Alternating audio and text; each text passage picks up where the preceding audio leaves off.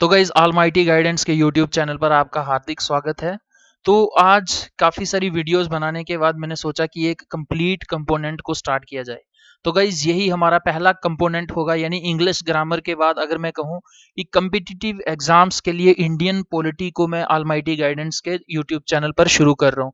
तो गाइज इसमें क्या आपको पढ़ना है, कौन कौन से टॉपिक्स आपके लिए इंपॉर्टेंट है, किस लेवल के एग्जाम के लिए कौन सा टॉपिक आपके लिए इंपॉर्टेंट हो जाएगा। तो गाइज इसके अलावा मैं आपको ये भी बताऊंगा कि किस प्रकार की बुक्स को पढ़ना है। बुक्स के साथ साथ इंडियन कॉन्स्टिट्यूशन की डायरेक्ट स्टडी करने के लिए कौन सी बुक को पढ़ना है। तो गाइज इससे पहले देखते हैं हम ये। तो गाइज लिखा है निशाना चांद पर लगाओ। तो गाइज ध्यान से पढ़िए, निशाना चांद पर लगाओ, अगर चुके तो सितारों पर तो जरूर लगेगा। तो गाइज कहने का भावार्थ ये है कि आपको जब भी किसी एग्जाम की तैयारी करनी है, मानिए कि आपके दिमाग में जो एग्जाम क्लियर करने के लिए आपने ठानी हुई है, तो आपको जो तैयारी कर रही है उससे एक लेवल ऊपर की करनी है। तो गाइज यही कहा जा रहा है कि अगर आप चांद पर निशाना लगाते हैं, अगर चांद पर वो निशाना चूक भी जाता है तो कम से कम उसके आसपास जो सितारे होंगे उन पर तो लगेगा, यानी आपका निशाना बेकार नहीं जाएगा। तो गाइज अगर आप मानिए कि किसी जैसे टीचर लेवल या VLW या आप पटवारी या नायब तहसीलदार ऐसे किसी भी एग्जाम की तैयारी कर रहे हैं या ऐसे एग्जाम को आपने क्लियर करना है, तो आपको एक स्टेप ऊपर की ही तैयारी करनी है। तो गाइज इसके लिए डायरेक्ट सा सुजेशन मेरा ये है कि आप कम से कम स्टेट PSC या फिर UPSC लेवल की तैयारी करिए। यानी इस तैयारी के करने के बाद आपके सामने किसी भी एग्जाम का पेपर जब आता है तो आप आराम से, बहुत आराम से उसको क्लियर कर लेंगे। तो गाइस इंडियन पॉलिटी में हम देखते हैं आज। तो गाइस इंडियन पॉलिटी पढ़ने के लिए सबसे पहले आपको बुक्स की भी जरूरत होती है। देखिए, आपको किसी भी यूट्यूब चैनल पर या ऑलमाइटी गाइडेंस के यूट्यूब चैनल पर आपको जो स्टडी करवाई जाएगी वो सिर्फ आपको समझाने के लिए होगी, यानी जो मेन मेन पॉइंट्स या आइडियाज हैं आपको वो बताए जाएंगे। अब डीप स्टडी, थारो नॉलेज आपको जो है वो बुक्स से ही मिलती है। तो गाइस बुक के लिए अगर आप इंडियन पॉलिटी या इंडियन कॉन्स्टिट्यूशन की बात करें, तो जिसे बाइबल कहा जाता है इंडियन पॉलिटी का, वो है M लक्ष्मीकांत की बुक। तो गाइज इसका रिसेंटली मार्केट में 6th एडिशन आ गया है। अगर आपको इंडियन पॉलिटी के ऊपर अच्छा होल्ड बनाना है तो गाइज मैं आपको यही सुजेस्ट करूंगा कि आप Indian polity by M Laxmikanth का 6th एडिशन ले लें। गाइज इसके अलावा आपको अगर थोड़ा सा आपको पैसे और खर्च करने हैं तो आपको क्या करना है, द कॉन्स्टिट्यूशन ऑफ इंडिया, ये यूनिवर्सल का एक बेयर एक्ट है। इसका ये बेनिफिट है कि कॉन्स्टिट्यूशन में क्या लैंग्वेज लिखी हुई है, एक एक आर्टिकल जो है यहां पर दिया गया है इस बेयर एक्ट में, और उस आर्टिकल की एक वेल एक्सप्लेनेशन जो है वो आपको इंडियन पॉलिटी बाय लक्ष्मीकांत में दी गई है। तो गाइज अगर आपके पास ये दोनों बुक्स हैं, चाहे ये आपके पास फिजिकल फॉर्म्स में है, अगर आपके पास इतनी आपकी शक्ति नहीं है कि आप इनको पैसे से परचेज कर सके, तो गाइज मैं आपको बताता हूं कि almightyguidance@gmail.com। तो गाइज ये जो ईमेल एड्रेस लिखा हुआ है almightyguidance@gmail.com, या फिर आप टेलीग्राम पर भी ऑलमाइटी गाइडेंस के साथ जुड़ सकते हैं, फेसबुक पर भी। तो गाइज किसी तरीके से भी आप मेरे साथ कांटेक्ट करके ये सारी बुक्स जो हैं आपको PDF शेप में मिल जाएंगी। तो गाइज PDF को चलाने के लिए या PDF से पढ़ने के लिए जरूरी नहीं है आपके पास लैपटॉप ही होना चाहिए। अगर आपके पास एक सिंपल स्मार्टफोन भी है, जैसे मैं उम्मीद करता हूं कि आपके पास होगा, क्योंकि तभी आप ये सारी वीडियोस जो हैं लगातार देख रहे हैं, तो गाइज ये PDF बड़ी आसानी से आप पढ़ सकते हैं। तो गाइज अगर इंडियन पॉलिटी या फिर इंडियन कॉन्स्टिट्यूशन की बात की जाए तो आपको क्या क्या पढ़ना है वो मैं सब डिटेल में इस कोर्स में बताऊंगा। तो इससे जो नेक्स्ट वाली वीडियो आएगी तो गाइज उसमें मैं ये आपको बता दूंगा कि मतलब किस ढंग से हमने एक एक टॉपिक को एक एक वीडियो में कवर करना। तो गाइज क्या है कॉन्स्टिट्यूशन ऑफ इंडिया? देखिए, किसी भी कंट्री का जब कॉन्स्टिट्यूशन लिखा जाता है या उसकी रचना होती है तो उसके लिए कुछ मेंबर्स की कमेटी बैठती है या असेंबली बैठती है, और इंडियन कॉन्स्टिट्यूशन को ड्राफ्ट करने के लिए सबसे पहले कॉन्स्टिट्यूएंट असेंबली का idea M N Rai ji ने दिया 1934 में, जो कम्युनिज्म में बिलीव करते थे और एक प्रकार की कम्युनिस्ट मूवमेंट इंडिया में चला रहे थे। अब कम्युनिज्म क्या होता है? देखिए, कम्युनिज्म में ये होता है कि जितने भी सोसाइटी में जो मीन्स ऑफ प्रोडक्शन है, जिनके द्वारा उत्पादन किया जाता है, उसमें उसके ऊपर अधिकार जो है ना किसी सरकार का होगा ना कैपिटलिस्ट का होगा, वो सिर्फ कम्युनिटी का होगा। यानी जितने आम लोगों के पास जितने भी हथियार हैं प्रोडक्शन के, उन पर अधिकार आम लोगों का होगा, यानी कोई सरकार नहीं होगी और किसी प्रकार का कैपिटलिज्म नहीं होगा। तो गाइज इस प्रकार से आपको ध्यान रखना है इंडियन कॉन्स्टिट्यूशन के संदर्भ में कि कॉन्स्टिट्यूएंट असेंबली का first idea M N Rai ji ने दिया 1934 में। देखिए उसके बाद 1934 में ब्रिटिशर्स के अधीन था भारत। जब 15 अगस्त 1947 को आजादी मिलती है, तो जैसे ही ब्रिटिशर्स को अब ये डेफिनेट हो गया था कि अब आजादी भारतीयों को देनी ही देनी है, तो 1946 में कॉन्स्टिट्यूएंट असेंबली का गठन किया जाता है और ये फर्स्ट मीटिंग इसकी होती है दिसंबर 9 1946 में। इसका ऑब्जेक्टिव एक ही होता है कि इंडिपेंडेंट भारत के लिए कॉन्स्टिट्यूशन को बनाना, लॉ को बनाना, कानून को बनाना। तो guys the motion on draft constitution was declared as passed on November 26 1949। तो गाइस ये जो कॉन्स्टिट्यूशन को लिखने का कार्यक्रम है ये दिसंबर 9 1946 से शुरू हो जाता है और इसका फाइनल रूप जो है वो नवंबर 26 1949 को तैयार हो जाता है and received the signatures of the members of the end the president.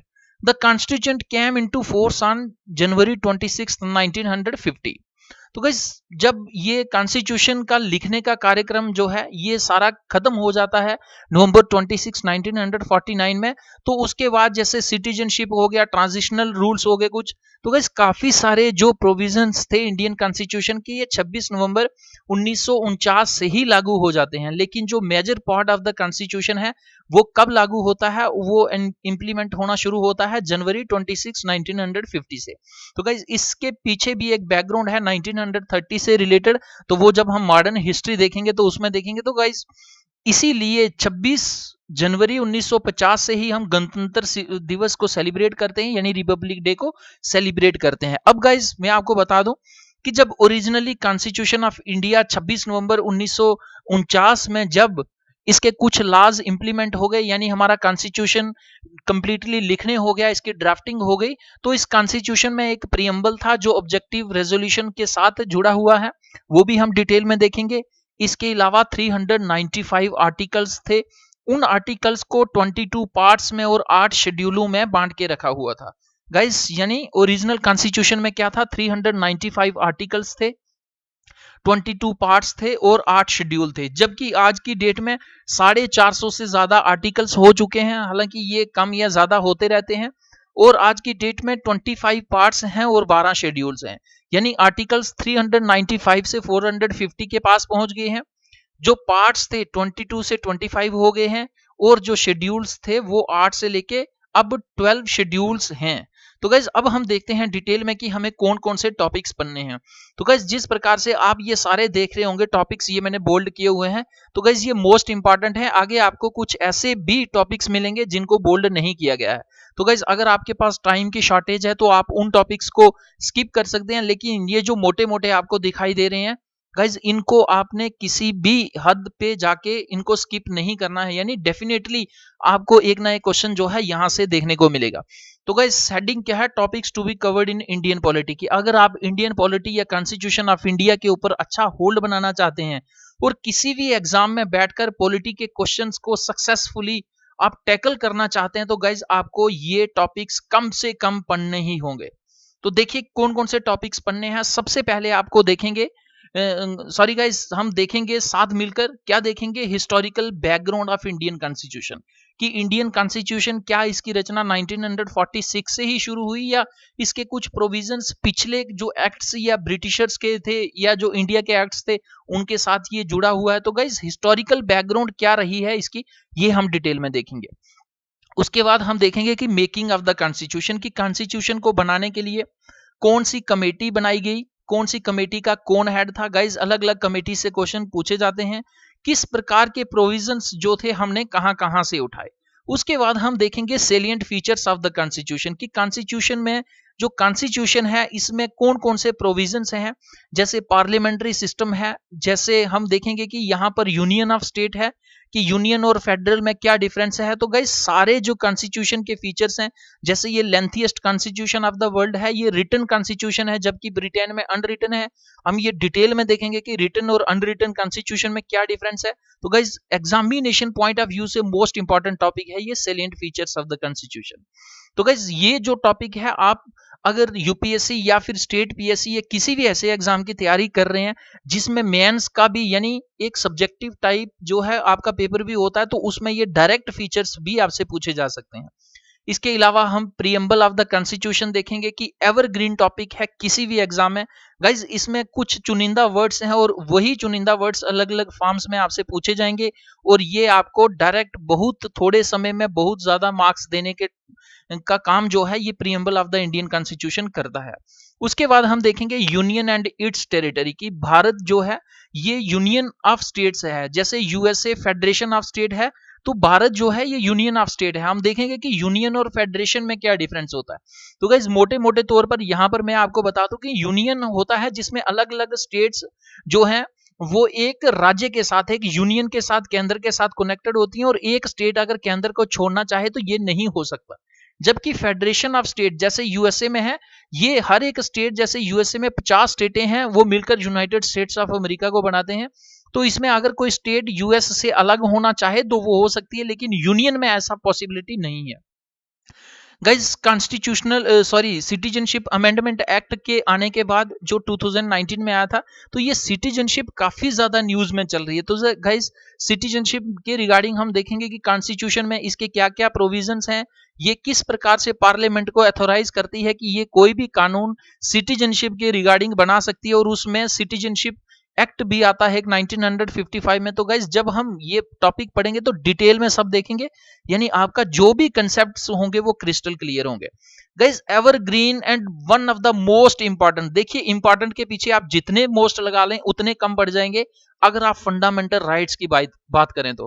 Guys fundamental rights article 12 से लेके आर्टिकल 35 तक ये कुछ ही आर्टिकल्स हैं, लेकिन हजारों की संख्या में अलग अलग फॉर्म्स में क्वेश्चंस बहुत सारे एग्जाम्स में पूछे जा चुके हैं, और जब तक इंडियन कॉन्स्टिट्यूशन या एग्जाम कॉम्पिटिटिव एग्जाम्स होते रहेंगे गाइज ये क्वेश्चंस पूछे जाते रहेंगे। गाइज इसके अलावा हम देखेंगे फिर directive principles of state policy, कि किस प्रकार से सरकार को अगर कोई भी पॉलिसी फ्रेम करनी है तो सरकार को अपने दिमाग में कुछ प्रिंसिपल्स रखनी है, कुछ गाइडलाइंस हैं सरकार के लिए, यानी फंडामेंटल ड्यूटीज हैं सरकार के लिए कि किसी भी स्टेट के लिए अगर पॉलिसी को फ्रेम करना है तो इस प्रकार के मीडियम्स को, इस प्रकार के प्रिंसिपल्स के अकॉर्डिंग ही फ्रेम करना है। उसके बाद गाइज देखेंगे फंडामेंटल ड्यूटीज के हर एक कंसेप्ट को क्लियर करेंगे कि किस प्रकार से 42nd अमेंडमेंट एक्ट से ये फंडामेंटल ड्यूटीज जो है इमरजेंसी के दौरान इंक्लूड की जाती हैं, क्यों इंक्लूड की जाती हैं, कौन सी कमेटी थी जिसकी रिकमेंडेशन पर ये इंक्लूड की जाती हैं, गाइस डिटेल में देखेंगे। उसके बाद जैसे मैंने आपको बताया कि ओरिजिनल कॉन्स्टिट्यूशन में 395 आर्टिकल्स थे और अब 450 से ज्यादा हो चुके हैं। तो गाइस ये सारा कौन करता है, ये करते हैं अमेंडमेंट ऑफ द कॉन्स्टिट्यूशन। हम देखेंगे कि किस आर्टिकल को इंक्लूड करना है, कैसे डिलीट करना है उसको। तो गाइस ये सारा amendment of the constitution article 368 के अंदर होता है। तो डिटेल में देखेंगे कि कॉन्स्टिट्यूशन को एडिट करने का क्या तरीका है।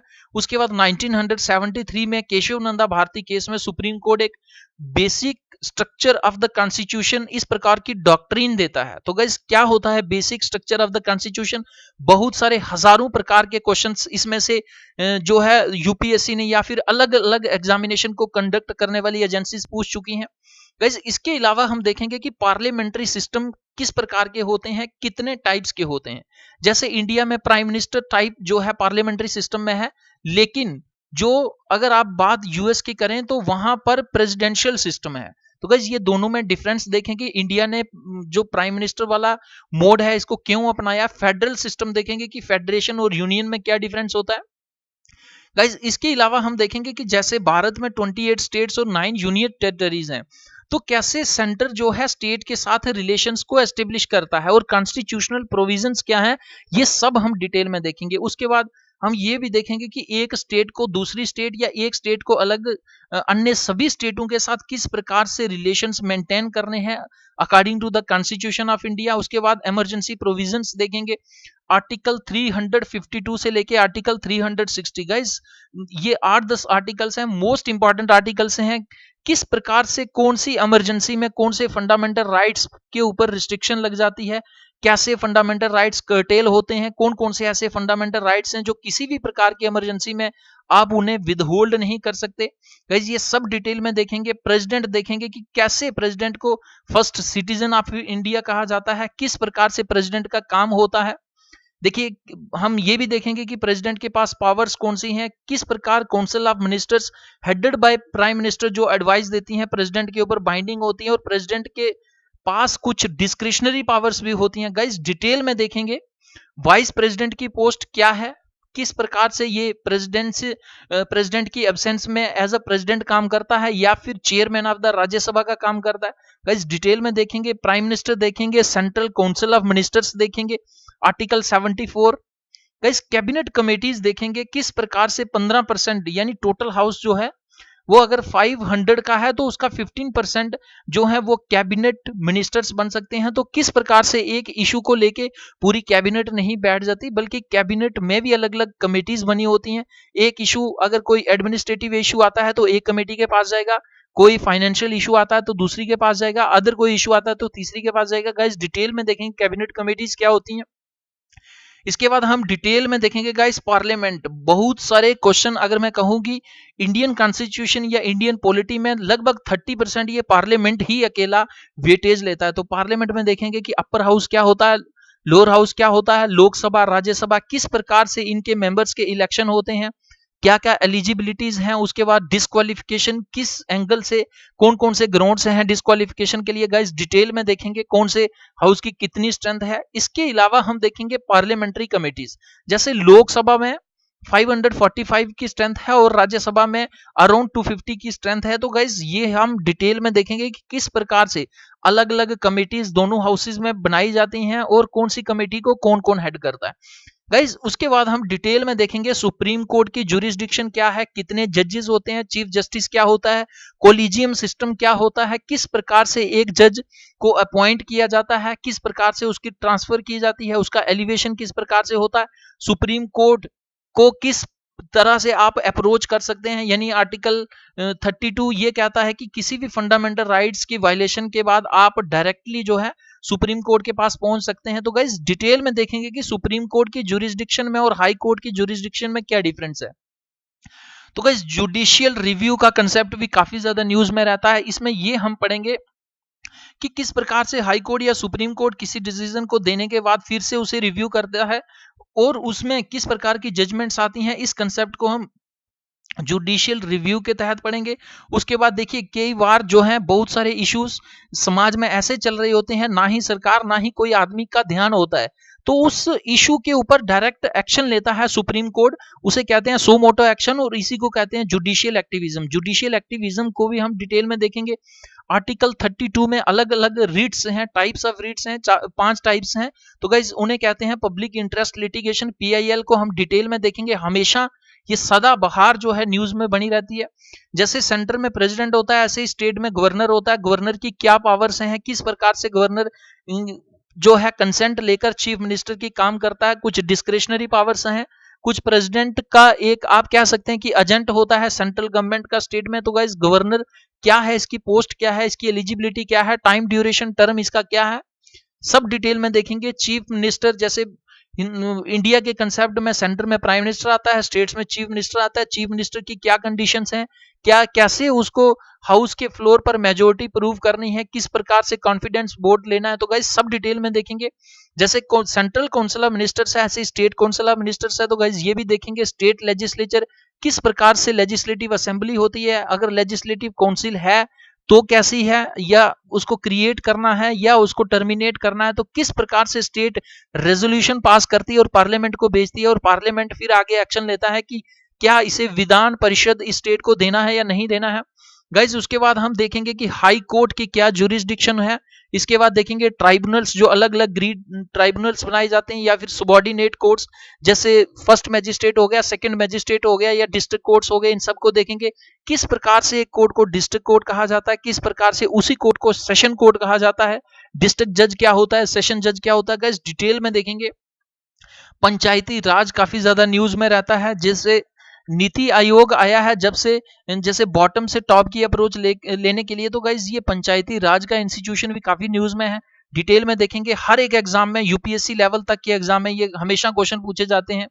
उसके बाद स्पेशल प्रोविजंस हैं कुछ स्टेट्स को दिए गए, जैसे नॉर्थ ईस्ट की जो स्टेट्स हैं, जैसे जम्मू और कश्मीर को आर्टिकल 370 आर्टिकल दिया गया था, कुछ स्पेशल प्रोविजन जो अब एब्रोगेट किया गया है। तो गाइस इसी प्रकार से किस किस स्टेट को किस प्रकार के स्पेशल प्रोविजंस दिए गए हैं ये हम डिटेल में देखेंगे।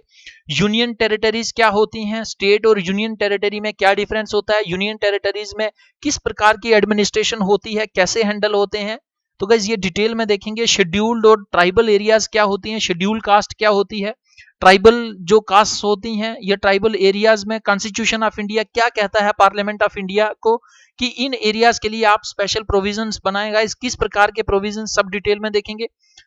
आर्टिकल 324 ये कहता है कि किसी भी स्टेट लेजिस्लेचर या फिर यूनियन के लेजिस्लेचर को प्रेसिडेंट वाइस प्रेसिडेंट के इलेक्शन को फेयर एंड ट्रांसपेरेंट वे में जो इलेक्शंस हैं कंडक्ट करने के लिए इलेक्शन कमीशन को ये सारी पावर्स देता है। क्या है पावर्स, क्या है, इलेक्शन कमिश्नर कितने होते हैं, इसके बाद चीफ इलेक्शन कमीशन कैसे बनता है, क्या उनका टाइम ड्यूरेशन है, टर्म क्या है, एज की रिक्वायरमेंट क्या है, गाइस सारी डिटेल जो है जब हम इलेक्शन कमीशन के टॉपिक को पढ़ेंगे तो देखेंगे। उसके बाद कॉन्स्टिट्यूशनल बॉडीज हैं ये सारी, देखिए election commission, union public service commission क्या काम होते हैं इनके, स्टेट पब्लिक सर्विस कमीशन की किस प्रकार से स्टेट पब्लिक सर्विस कमीशन या फिर यूनियन पब्लिक सर्विस कमीशन में कोई मेंबर जो है अपॉइंट हुआ हो जाता है और उसके बाद उसको रिमूव कौन करता है, गाइस डिटेल में देखेंगे। आर्टिकल 280 हमें फाइनेंस कमीशन के बारे में बताता है, देखेंगे कि इसे क्या जरूरत थी कॉन्स्टिट्यूशनल स्टेटस प्रोवाइड करने की। तो गाइज उसके बाद goods and services tax council भी देखेंगे, जब से जीएसटी आया हुआ है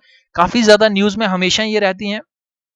तो गाइज उसके बाद हम ये भी कुछ बॉडीज देखेंगे, national commission for schedule caste, national commission for schedule tribes and national commission for backward classes. तो गाइज ये भी मोस्ट इंपॉर्टेंट कमीशंस हैं। हम देखेंगे कि किस प्रकार से इनकी रिकमेंडेशंस जो हैं बाइंडिंग होती हैं सरकार के ऊपर या नहीं होती हैं। उसके बाद अगर किसी एरिया में किसी एक पर्टिकुलर लैंग्वेज को बोलने वाले लोगों की पॉपुलेशन कम हो गई है, यानी वो लिंग्विस्टिक माइनॉरिटी आ गई है, तो उसके लिए कॉन्स्टिट्यूशन ऑफ इंडिया किस प्रकार से कहता है कि एक स्पेशल प्रोविजन ऑफिसर का प्रोविजन होना चाहिए, गाइस डिटेल में देखेंगे। उसके बाद देखिए जो भी सरकार में पैसा मंजूर किया जाता है और आगे नीचे खर्चा जाता है, तो अगर किसी में लेगुनाज या डेफिशिएंसीज होती हैं तो उसको ऑडिट करने का काम controller and auditor general of India कहता है, कैग करता है। तो गाइस कैग का मोस्ट इंपॉर्टेंट ऑफिस है, क्या इसके लिए एलिजिबिलिटी है, क्या टर्म है, किस प्रकार की फैसिलिटीज प्रिविलेजेस हैं, ये सब हम देखेंगे कि कहां पर ये रिपोर्ट पब्लिश करता है। उसके बाद अटॉर्नी जनरल ऑफ इंडिया जिसे first law officer of India कहा जाता है, हम ये भी देखेंगे कि इसकी टर्म क्या है, रिक्वायरमेंट क्या है, इसकी जो एलिजिबिलिटी है वो क्या है। गाइस मोस्ट इंपॉर्टेंट इंस्टीट्यूशन है कॉन्स्टिट्यूशन ऑफ इंडिया में। Advocate general of the state, जिस तरीके से इसे first law officer of India यानी सेंट्रल गवर्नमेंट का लीगल एडवाइजर कहा जाता है, इसी प्रकार से स्टेट में advocate general of the state होता है। इसके क्या फंक्शंस होते हैं ये सब डिटेल में देखेंगे। प्लानिंग कमीशन को रिमूव करके रिप्लेस करके नीति आयोग आया है, दोनों में क्या डिफरेंस है ये डिटेल में देखा जाएगा। National human rights commission, state human rights commission, ये भी न्यूज में रहते हैं, तो गाइज ये भी देखेंगे। देखिए आरटीआई आने के बाद central information commission, state information commission, हमेशा इनकी इंपॉर्टेंस जो है काफी ज्यादा बढ़ जाती है। तो हम डिटेल में देखेंगे कि किस प्रकार आरटीआई जो है लगाने की प्रक्रिया होती है और कितने दिनों के अंदर कौन सा केस की रिपोर्ट आपको इंफॉर्मेशन देनी ही होती है, और किसके लिए 15 दिन होती है, किसके लिए 30 डेज या किसके लिए 6 मंथ्स की होती है। तो गाइज उसके बाद central vigilance commission, central bureau of investigation, ये सारे इंस्टीट्यूशंस देखेंगे। लोकपाल और लोक आयुक्ता काफी देर से, सालों से इनका जो अपॉइंटमेंट थी वो पेंडिंग थी, रिसेंटली ये ऑफिसेज फुलफिल किए जाते हैं, तो ये भी डिटेल में देखेंगे। Guys national investigation agency NIA में अभी रिसेंटली इस एक्ट में अमेंडमेंट करके इसे एक ऐसी पावर दी गई है कि ये ओवरसीज किसी दूसरे देश में भी जाकर अब इन्वेस्टिगेशन कर सकती है। काफी ज्यादा न्यूज में है, अफगानिस्तान में ये फर्स्ट टाइम इन्वेस्टिगेशन कर रही है गुरुद्वारे के ऊपर जो अटैक हुआ था। तो गाइज ये भी हम देखेंगे डिटेल में, आपसे क्वेश्चन पूछे जाने की संभावना है। नेशनल डिजास्टर मैनेजमेंट अथॉरिटी कि डिजास्टर को मैनेज करने के लिए सेंट्रल लेवल पर, स्टेट लेवल पर, डिस्ट्रिक्ट लेवल पर किस प्रकार की अथॉरिटीज होती हैं, कौन उन्हें हेड करता है, डायरेक्ट क्वेश्चन आपसे एग्जाम में पूछने के लिए आएगा। गाइज कोऑपरेटिव सोसाइटीज क्या होती हैं, ऑफिशियल लैंग्वेज का कंसेप्ट देखेंगे, पब्लिक सर्विसेज, उसके बाद rights and liabilities of the government. ये मोस्ट इंपॉर्टेंट है कि किस प्रकार गवर्नमेंट के पास एक अथॉरिटी देता है कॉन्स्टिट्यूशन ऑफ इंडिया की किसी प्रकार के टैक्स या रिस्ट्रिक्शन को इंपोज कर सकती है, और उसके अलावा गवर्नमेंट की क्या रिस्पॉन्सिबिलिटीज हैं towards the citizens of India, ये सब देखेंगे। Special provisions relating to certain classes, political parties क्या होती हैं, रीजनल पार्टीज क्या होती हैं, ये भी आपको देखना पड़ेगा। इलेक्शंस क्या होते हैं, इलेक्शन लॉज क्या होते हैं, जैसे रिप्रेजेंटेशन ऑफ पीपल्स एक्ट, कि इलेक्शन को और फेयर और ट्रांसपेरेंट वे में कन्वर्ट करने के लिए किस प्रकार के अमेंडमेंट्स किए गए यानी रिफॉर्म्स किए गए। गाइस उसके बाद इलेक्टोरल रिफॉर्म्स होते हैं, कोalition किस प्रकार से गठबंधन और महागठबंधन बनते हैं, ये कोalition गवर्नमेंट का कंसेप्ट भी हम डिटेल में देखेंगे। गाइस अगर कोई भी मेंबर जो है किसी पार्टी का जीतने के बाद वो एक पार्टी को छोड़कर दूसरी पार्टी में जाता है तो किन कंडीशंस में उसको डिस्क्वालीफाई किया जाता है और किस कंडीशन में उसे डिस्क्वालिफिकेशन नहीं किया जाता, डिस्क्वालीफाई नहीं किया जाता, ये गाइस एंटी डिफेक्शन लॉ में आता है, डिटेल में देखेंगे गाइस। क्योंकि जो मेंबर्स होते हैं वो जीतने के बाद काफी सारे मेंबर्स जो हैं दूसरी पार्टीज की तरफ देखते हैं, तो उनके ऊपर क्या ये लॉ इंप्लीमेंट हो सकता है या नहीं हो सकता, गाइस डिटेल में देखेंगे आने वाली क्लासेस में। उसके बाद ईयर 2000 में एक कमीशन बिठाया जाता है, national commission to review the working of the constitution, कि 1950 से लेके 2000 तक जो काम किया है इंडियन कॉन्स्टिट्यूशन ने उसको रिव्यू करो और उसमें ये चीजें बताओ कि इसमें किस प्रकार का और सुजेशंस हो सकते हैं। तो गाइज ये डिटेल्ड टॉपिक्स मैंने आपको बता दिए हैं कि अगर आप किसी भी गाइज अगर आप इतने टॉपिक्स जो लगभग 25 से 30 इस इसके आसपास क्लासेस में कंप्लीट हो जाएंगे, तो गाइज अगर आप ये सारे टॉपिक्स पढ़ लेते हैं तो गाइज मैं आपको ये गारंटी देता हूं कि आप किसी भी एग्जामिनेशन में बैठोगे आपसे पॉलिटी का कोई भी क्वेश्चन कभी गलत नहीं होगा। तो गाइज आपके 100% मार्क्स जो हैं आप पॉलिटी की इस सेक्शन से इन थोड़ी सी वीडियो से आप जो हैं वो ग्रहण कर सकते हैं। आपके लिए सिर्फ आपको उन सब करने के लिए आपको क्या करना है कि इंडियन पॉलिटी लक्ष्मीकांत की 6th एडिशन परचेज करनी है या पीडीएफ ले लेनी है, और उसके बाद यूनिवर्सल का बेयर एक्ट लेना है, और उसके बाद ऑलमाइटी गाइडेंस के यूट्यूब चैनल पर आपको you have to remain stay tuned. तो गाइस आपको ये वीडियो कैसी लगी आप जरूर कमेंट बॉक्स में कमेंट करके बताएं। इसके अलावा और कौन कौन से टॉपिक्स आपको इंपॉर्टेंट लगते हैं वो भी आप कमेंट बॉक्स में लिख सकते हैं, या almightyguidance@gmail.com पर आप सुजेशन दे सकते हैं, इस पर सिंपली एक मेल कर सकते हैं। गाइज अगर आप ऑलमाइटी गाइडेंस के यूट्यूब चैनल की हर एक वीडियो का पीडीएफ चाहते हैं तो आप ऑलमाइटी गाइडेंस सर्च करें टेलीग्राम पर, और वहां पर आपको इस प्रकार से मिल जाएगा, आप उसे वहां पर ज्वाइन करें। और हर एक पीडीएफ के अलावा आपको हिंदू न्यूज़पेपर, काफी सारे न्यूज़पेपर्स और मैगजीन्स मंथली होती हैं जो वेरियस इंस्टीट्यूशंस की या पीडीएफ बुक्स हैं वो सारी प्रोवाइड की जाती हैं। गाइज फेसबुक पर भी आप ऑलमाइटी गाइडेंस के ग्रुप के साथ जुड़ सकते हैं। गाइज अगर आपका कोई और भी दोस्त या कोई आपका रिश्तेदार अगर कम्पिटिटिव एग्जाम की तैयारी कर रहा है तो आप इस ऑलमाइटी गाइडेंस के यूट्यूब चैनल का लिंक उसे भेज सकते हैं, सब्सक्राइब करके बेल आइकन पर ऑल लिंक दबाएं, क्योंकि ऑल को क्लिक करने का आपको ये बेनिफिट होगा कि किसी भी प्रकार की इंफॉर्मेशन अगर शेयर की जाती है तो तुरंत उसका नोटिफिकेशन आ जाएगा। गाइज आप हमेशा वीडियोस को लाइक करते रहिए, शेयर करते रहिए, कमेंट करते रहिए। धन्यवाद। जय हिंद, जय भारत।